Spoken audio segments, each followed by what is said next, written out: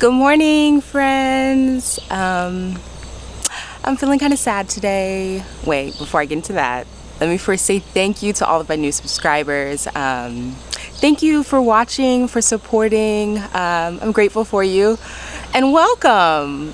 Today should be a happy day, but it's not a happy day because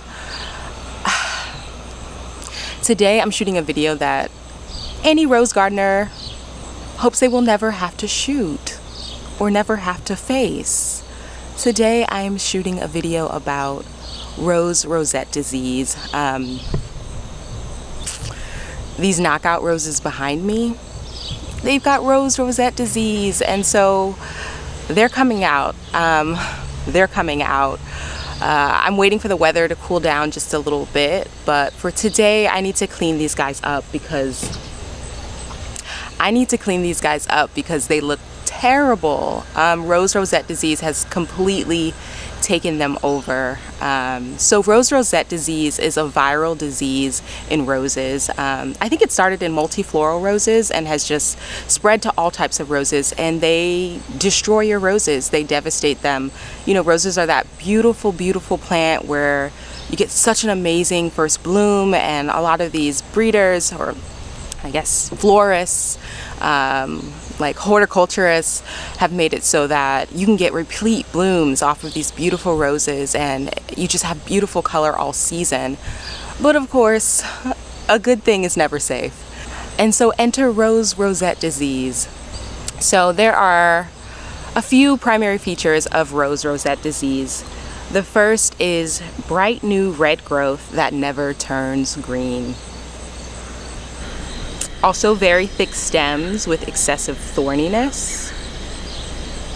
Flower buds emerging in tiny, tight clusters. Of course, those are the rosettes, and they're not pretty. Flowers that are deformed and stunted looking. And foliage that is contorted and stunted looking. It may also be yellow. So I've got a number of these here on my plant, and honestly, it is just straight up ugly. Like, straight up ugly.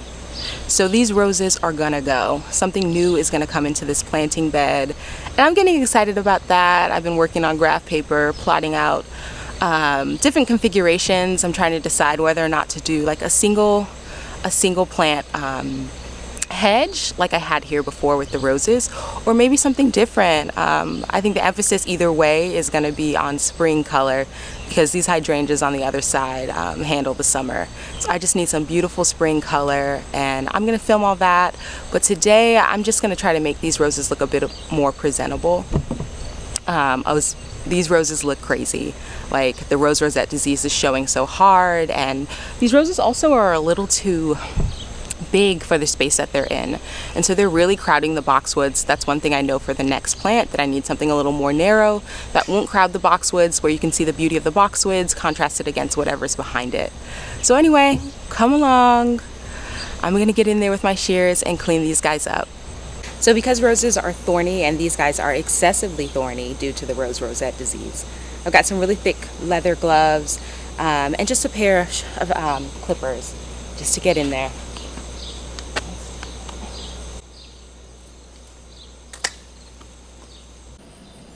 Friends, I forgot to explicitly mention that rosette disease is incurable. There are no known treatments, and the best course of action is to remove the roses as quickly as possible, to bag the material, and to dispose of it. So that's what I'm gonna do.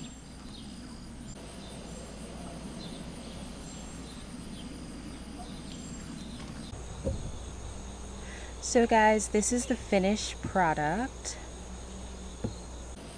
At least for now, because in a week or two I will be taking these guys out completely. So I wasn't super careful or picky with cleaning shears between bushes and all that kind of stuff, because these bushes all have this rosette disease and they're coming out, so it really doesn't matter.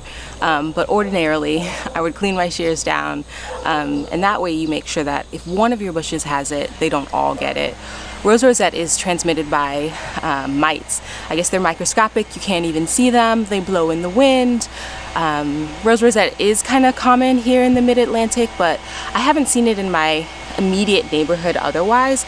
So I think I got this actually from the garden center where I bought these roses, which is like really disappointing to have bought roses with a disease and to have 5 plants completely taken out. I got these at the end of a season for an absolute like ridiculous discount, and so maybe I should have been a little more circumspect. Like I said, I was new to gardening when I got these. These are like one of the first beds that I undertook to do something beautiful with, and so I thought I was getting a really great deal by buying roses at the very end of the season that were a little beat down and worn looking, but in retrospect they'd been through a lot. They'd probably been exposed to other plants with the disease at that point, and so I probably bought them with rosette disease. And that explains why my roses have a beautiful first bloom, but then really peter out in a way that other people's knockout roses don't. I'm a little sad because in this space I originally wanted to do a Queen of Sweden David Austin rose, but I just wasn't that ambitious yet. I was like, well, let me try something that's kind of foolproof first. Turns out it's not foolproof. I probably should have gone with the David Austin roses, but I will be doing that in my back garden coming soon, adding some roses. I don't think I have to worry about the rosette disease back there. It doesn't stay in the soil, but it does stay in the roots of plants. So if you are taking out a rose that has rosette disease, it's absolutely important to make sure you get all of the roots out of the soil and maybe even give it a rest period. I'm not going to do roses back here. I think I just don't want to take that chance, and I have another place in my garden where I can put in some beautiful roses, so I'm just going to move with that avenue. But anyway, guys, thank you so much for watching. Wait, I'm going to give you guys a pumpkin update. I know a lot of you guys want to hear about these pumpkins, so let's go to the back garden.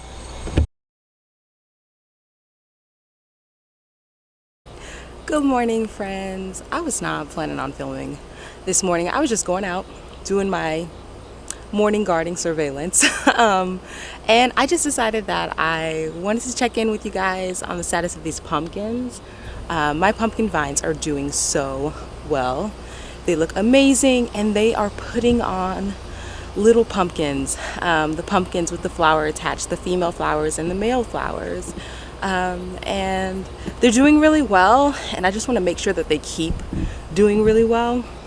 So I've actually decided that I'm going to remove one of my potato vines, and that is because the pumpkin vine is more important than the potato vine, and the two of them are like completely intermingled, interwoven, and I'm sure it's going to cause like airflow issues. I don't want there to be issues when the actual pumpkins start putting on size and the potato vines are underneath it and not getting sun, and then they'll die and decay and there'll be a whole big mess.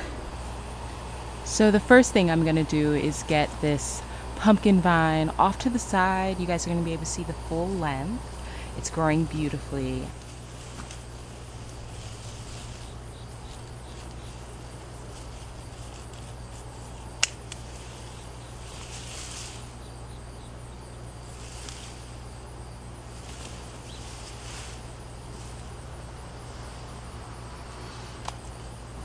Then I'm just gonna go ahead and get in there and pull this sweet potato vine out. It's sad because it's beautiful and it's lush, but like I said, right now I'm valuing the pumpkin vine over the potato vine.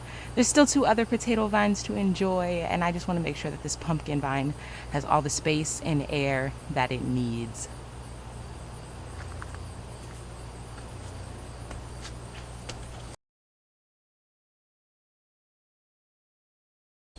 You guys, my pumpkin vines have done amazing.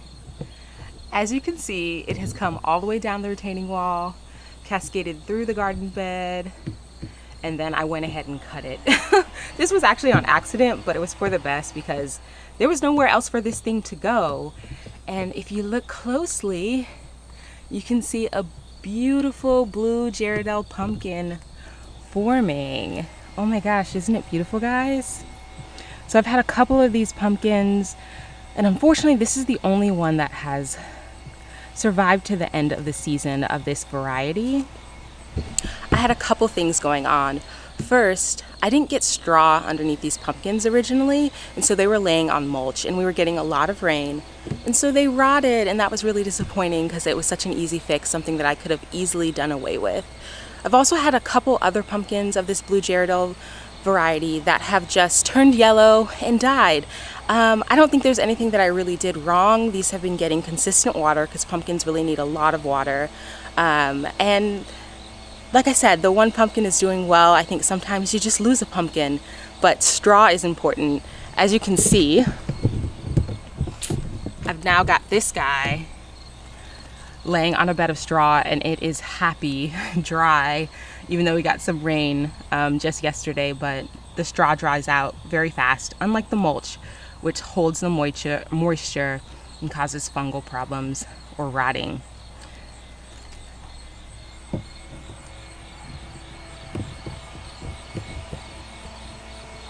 So my other pumpkins, they had completely taken over these steps. I mean, I don't think I got footage at the time. I'll put in what's closest in time, but we couldn't use the walkway. And they also were getting powdery mildew. These pumpkins up here really are getting mostly morning sun. And so they're not getting the all-day sun that pumpkins really love. And so powdery mildew took hold when we went through a hot, dry season. I had to cut them all the way back completely to the vine. If you look in there, there's the older vine beyond these leaves. And so I had to cut them completely back to the vine. I could have sprayed, but I just wanted to cut them back because they were taking over the walkway anyway. And as you can see, they've already started filling back in. I'm a little sad because I accidentally cut some vines that had pumpkins on them and had to harvest early, but it is what it is. This was an experiment. Sometimes you do things right, sometimes you do things wrong. And these pumpkins are vigorous.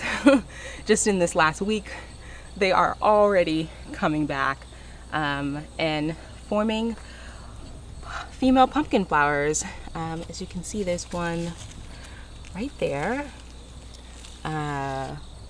They've also taken up behind this fence, up on the railing.